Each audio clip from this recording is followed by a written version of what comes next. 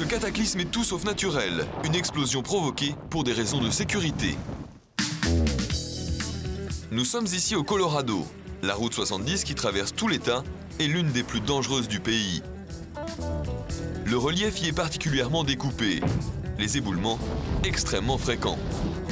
Ces images sont tout à fait caractéristiques du Colorado avec ces reliefs très accidentés et qui créent des problèmes d'instabilité rocheuse fréquents et nombreux, nécessitant des travaux difficiles de sécurisation des routes. C'est pourquoi les autorités du Colorado ont décidé de prendre le problème très au sérieux.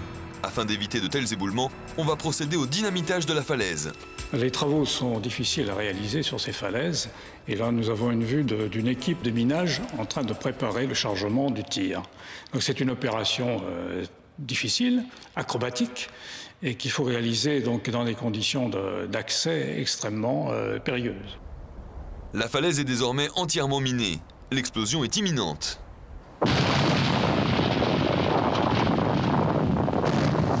Voilà la séquence de tir, alors très spectaculaire, un peu trop même d'ailleurs, avec des projections très importantes. Bon, c'est un tir un peu cow-boy, hein, avec une pluie de blocs très nombreux qui tombent sur la route.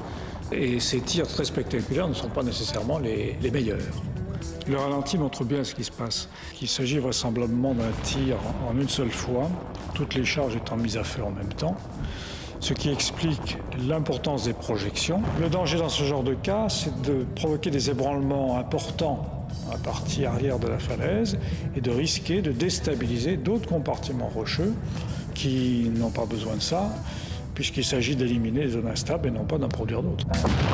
Dans cette explosion, plus de 40 000 tonnes de roches ont été pulvérisées. Aux États-Unis, le recours à ce type de minage est fréquent. En France, pourtant, on préfère d'autres solutions.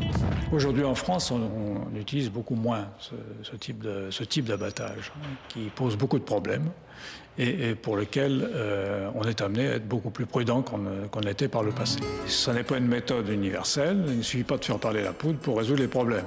Et on a quelques exemples qui permettent d'illustrer les surprises désagréables qu'on peut obtenir lorsque l'utilisation d'explosifs est faite de manière inconsidérée. Parmi ces exemples, le lac du Bourget en Savoie. Ici, le minage a particulièrement mal tourné. Sur ce site a été réalisé en 1972 l'abattage à l'explosif d'un pan de falaise instable d'environ 15 000 m3. À la suite de cet abattage, on a observé que la falaise située à l'arrière présentait elle-même des instabilités. Il était nécessaire, pour tenir compte de ces instabilités, de réaliser des ouvrages de protection très importants, le tunnel SNCF et une casquette protégeant la route. Depuis cette époque, on a trouvé des moyens de substitution à l'abattage. Pour parer aux éboulements légers, on a souvent recours à des filets de protection. Mais dès que les risques sont plus importants, on n'hésite pas à renforcer la falaise.